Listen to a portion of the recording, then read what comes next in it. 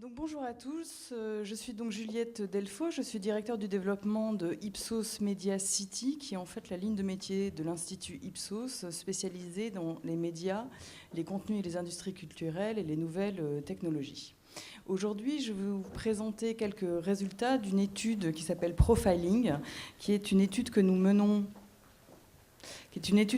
depuis, depuis 2008 et qui est basée sur 2 grandes vagues d'enquêtes annuelles, nous permettant in fine de recueillir plus de 20 000 répondants.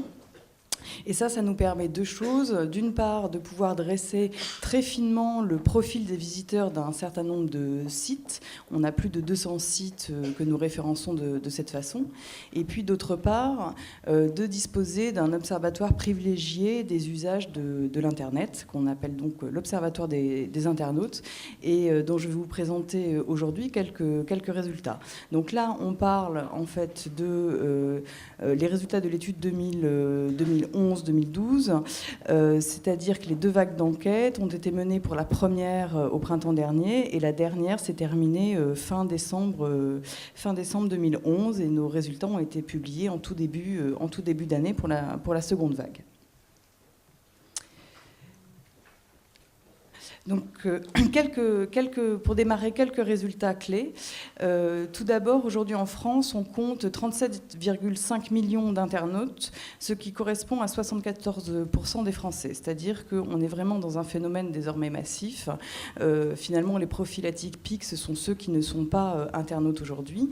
Ce chiffre-là, c'est une vision extensive, on va dire, de l'internaute. C'est-à-dire cela correspond à toute personne de 15 ans et plus qui s'est connectée sur Internet au cours des 30 derniers jours, quels que soient les lieux de connexion. Donc on ne parle pas ici du fait d'avoir Internet à la maison exclusivement, mais bien du fait d'être internaute, c'est-à-dire de s'être connecté à Internet, quels que soient les moyens, que ce soit à la maison, dans un cadre professionnel, dans une université, une bibliothèque, etc. Aujourd'hui, ce qui est aussi intéressant de noter, c'est que 31% des internautes ont 50 ans et plus. La moyenne d'âge, elle est autour de 40 ans. Et ça, c'est très important parce qu'effectivement, quand on dit que 74% aujourd'hui des Français sont internautes, et ceux qui ne le sont pas sont particulièrement présents dans les tranches d'âge les plus âgées de la population. Mais là, on voit progressivement et assez significativement se développer la part des 50 ans et plus, ce qui permet de réduire cette fracture numérique qui finalement est particulièrement sensible à l'âge, bien plus qu'à la CSP par exemple ou au sexe. Les internautes sont assidus, on est sur 13 heures de connexion hebdomadaires. On peut voir que les hommes sont un peu plus assidus que les femmes et les moins de 35 ans un peu plus assidus que les 35 ans et plus. Donc c'est évident que Internet fait partie aujourd'hui de la vie quotidienne. Juste au regard, la télévision continue à dominer les usages médias quand on parle en matière de télévision d'une moyenne de consommation qui approche les 4 heures quotidiennes. On va y revenir un peu plus en détail tout à l'heure. Autre élément clé, c'est que les usages multi-écrans sont renforcés, c'est-à-dire que les façons d'accéder à Internet ne sont plus le seul apanage du PC, alors qu'il bien évidemment domine, puisque 93% des internautes s'y connectent via un ordinateur, qu'il soit fixe ou portable. Mais aujourd'hui, 38% se connectent à Internet via un smartphone, et ça c'est en très forte progression sur les 6 derniers mois, c'est-à-dire que sur les 2 vagues annuelles, on a pu voir ce phénomène-là vraiment progresser de façon significative. Et de la même façon, on a aujourd'hui près de 9% des internautes qui se connectent via une tablette. Ça aussi, c'est en très forte progression. Et puis 8% qui se déclarent s'être connectés via un téléviseur connecté. Autre élément qu'on voulait partager également, c'est le fait que les internautes sont méfiants. En fait, tout le débat qu'il y a sur la protection des données personnelles est un sujet qui est vraiment rentré, on va dire, dans la tête des internautes, ce qui n'était pas le cas il y a encore un an. Donc cette question-là, elle devient structurante et fondamentale, à la fois parce que les gens sont préoccupés de la façon de ce qu'ils partagent, de ce qu'ils échangent sur les réseaux sociaux, de ce qu'ils contrôlent dans les messages et les informations qu'ils mettent à disposition, et puis concernés aussi de ce qui est fait de l'exploitation de leurs données personnelles à des fins publicitaires. Mais ultime paradoxe, c'est néanmoins les internautes se déclarent aussi à plus de 40% favorables à la publicité ciblée. Donc en fait, ils ne font pas le rapport entre le fait que s'ils ont une publicité, si on leur montre une publicité ciblée, c'est bien que quelque part on a pu recueillir des données sur eux-mêmes permettant de dresser leur profil. Si on parle maintenant un peu plus en détail des multi-usages. Aujourd'hui, on a donc des internautes, des mobinautes et puis des tablonautes. Les internautes, comme je vous l'ai dit, ont aujourd'hui un profil qui est très équilibré en termes d'hommes et de femmes, avec une moyenne d'âge de 40 ans. Les mobinautes qui se connectent via des smartphones sont encore plus que la moyenne, on va dire, des hommes, plutôt jeunes, plutôt urbains, qui sont e-influenceurs. Donc e-influenceurs, c'est-à-dire des gens qui sont assez actifs sur la toile, qui interviennent, qui mettent des messages, qui participent à des forums, à des réseaux sociaux, qui donnent leur avis, qui sont aussi des gros utilisateurs de l'Internet. Et puis les tablonautes, ce sont encore des hommes, plutôt 35 ans et plus, plutôt CSP+, assez geeks dans l'âme, c'est-à-dire assez férus de nouvelles technologies, et qui sont aussi des internautes historiques, c'est-à-dire des gens qui se sont connectés très tôt à Internet. Alors ces profils-là, on est typiquement en face de ce qu'on appelle les early adopters, c'est-à-dire ceux qui se adoptent le plus rapidement que la moyenne des nouveaux usages ou des nouveaux supports.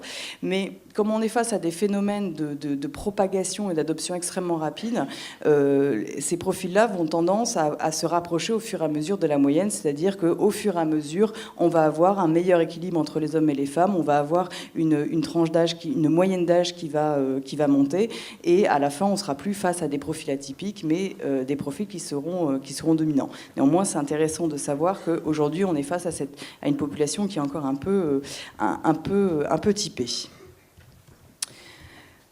Quand on regarde les usages qui sont faits sur ces supports, en fait, il y a des pratiques qui sont transversales, qui sont communes, que ce soit les mails, les infopratiques, l'actualité, mais on voit aussi apparaître des pratiques qui sont un peu dédiées ou sans être dédiées, qui sont particulièrement en affinité avec le support. Sur un PC, on va continuer à utiliser ses comptes bancaires, à réaliser des transactions commerciales, alors qu'on voit sur le smartphone qu'il y a une affinité particulière et assez logique avec tout ce qui va tourner autour de la géolocalisation, mais aussi des réseaux sociaux. Et ça, c'est intéressant, c'est de voir qu'aujourd'hui, que ce soit Facebook ou Twitter, les gens, un des modes d'accès très importants se fait via le smartphone, dans un souci de connectivité et de réactivité permanente. Et sur la tablette, on voit émerger une affinité particulière avec les contenus.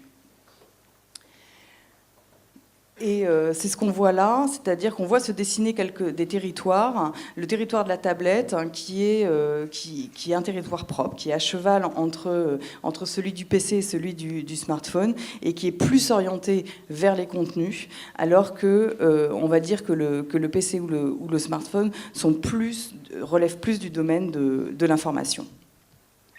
Si on dit justement quelques mots sur les réseaux sociaux, donc aujourd'hui un internaute sur deux est connecté, ce qui est vraiment important. Et les motivations, c'est bien évidemment rester en contact avec ses proches, c'est regarder des photos vidéos de ses proches, c'est retrouver des personnes perdues de vue. C'est-à-dire que ces premières promesses des réseaux sociaux sont toujours au cœur des motivations d'usage. Mais en revanche, on en voit apparaître de nouvelles. C'est possible de... on en voit apparaître de nouvelles.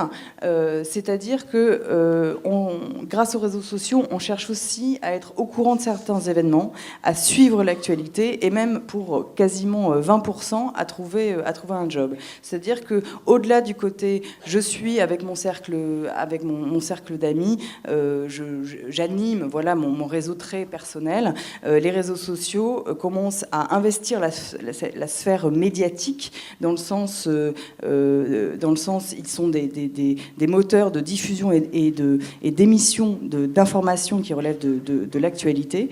Et puis, ils investissent également la sphère professionnelle. Alors sur ces réseaux sociaux, on consulte des vidéos, des articles, des liens, on en partage, on suit l'actualité et l'actualité des marques en particulier. Ce qui est intéressant de noter, on voulait faire ce focus sur Twitter, c'est que sur Twitter, on a encore quelques millions d'utilisateurs, mais on va observer encore pas mal d'observateurs. C'est-à-dire que seul un inscrit sur deux va poster des tweets chaque semaine. Ça veut dire que les autres sont relativement passifs. Et ça, c'est assez intéressant parce qu'on voit là effectivement émerger cette fonction médiatique. C'est-à-dire que Twitter devient un diffuseur d'informations avec des gens qui sont passifs, c'est-à-dire qui se contentent, entre guillemets, de recevoir cette information plus que d'en être partie prenante et de tweeter à leur tour. Et donc quand on regarde, mais finalement, qu'est-ce qu'on suit sur Twitter ? Eh bien, on suit malgré tout ses proches, on suit des médias, on suit des people, on suit des politiciens, on suit des marques. Donc là, on n'est pas seulement dans un réseau où on est en train de faire part de ce qui lui passe par la tête ou de ses avis, mais on est typiquement sur un réseau où on suit beaucoup les autres. Et pour finir, quelques mots sur le e-commerce. 80% des internautes sont des cyberacheteurs. Donc ça représente quand même plus de 30 millions d'internautes. Donc ça veut dire que Internet est devenu un canal de vente et un canal transactionnel extrêmement important.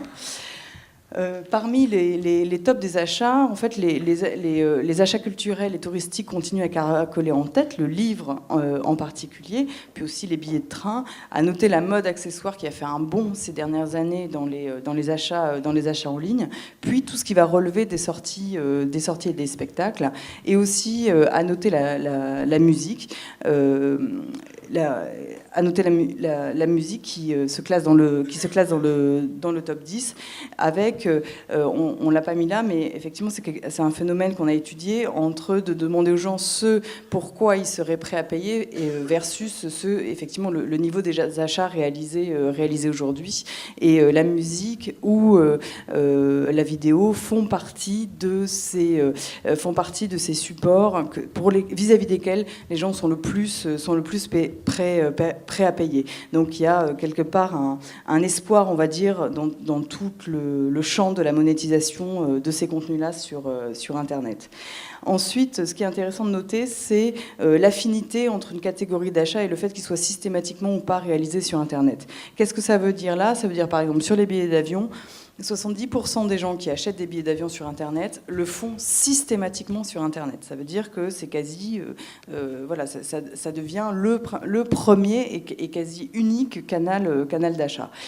Sur ce qui va concerner par exemple les sorties, les spectacles, là on a un quart de ceux qui en achètent sur Internet qui le font systématiquement sur Internet. Ça veut dire qu'ils ne se rendent plus physiquement sur les lieux pour acheter leurs billets ou en billetterie traditionnelle. Et et en relais de ça, en fait, on a la moitié des internautes qui, même s'ils n'achètent pas leur achat sur Internet, le préparent en amont sur Internet pour ensuite l'acheter physiquement quelque part. Ces internautes-là, ils se renseignent sur le site du produit qu'ils cherchent à acheter, sur des sites spécialisés, sur des comparateurs de prix, sur des forums, et effectivement, ils achètent quoi ? On retrouve toujours ces hits, c'est-à-dire tout ce qui relève du voyage, du tourisme, du matériel informatique, mais aussi des sorties et des spectacles. C'est-à-dire que là, près de 20% préparent en amont de l'achat d'un billet ou de la préparation d'une sortie, cette sortie sur Internet. Et ce qui fait que toute cette présence online est devenue absolument et complètement fondamentale, quels que soient les acteurs, puisqu'on est face à 22% des internautes qui sont aussi des influenceurs. C'est-à-dire que non seulement ils achètent sur Internet, non seulement ils se renseignent sur Internet, mais en plus derrière, ils vont laisser des commentaires. Ils vont laisser des commentaires sur ce qu'ils ont fait, sur ce qui leur a plu, sur ce qu'ils ont acheté. Et donc ici, ils sont près de 40% à laisser une évaluation suite à un achat, 35% à faire part de leur bon plan à des proches, ce qui fait qu'aujourd'hui, pour quels que soient les secteurs, la présence online, l'accompagnement des internautes dans leur processus de choix et aussi dans leur processus d'expression, pour leur laisser justement cette possibilité de laisser leur avis, de s'exprimer, est devenue fondamentale.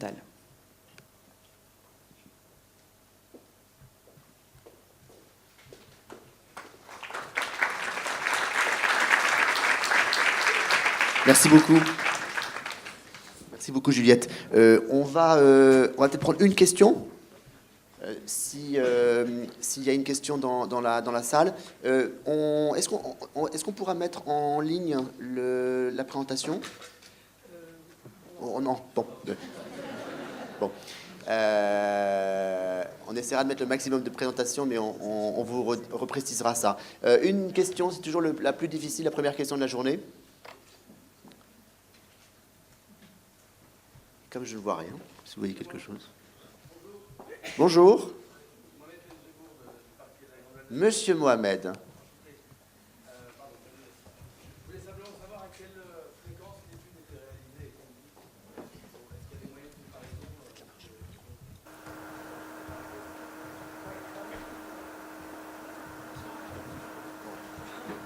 Donc, l'étude en fait est conduite en deux vagues annuelles. Donc il y a une vague qui est réalisée au printemps. Donc là il y a une vague qui va démarrer.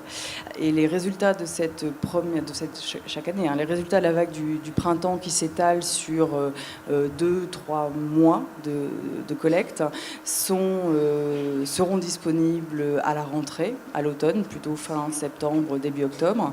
Et la seconde vague se fait elle à l'automne, donc entre septembre et décembre, et ensuite les résultats sont disponibles en tout début d'année suivante. Donc là, ce que je vous ai montré, c'est une compilation, on va dire, des deux vagues qui ont été menées sur l'année 2011 et présentées pour la dernière vague tout début 2012.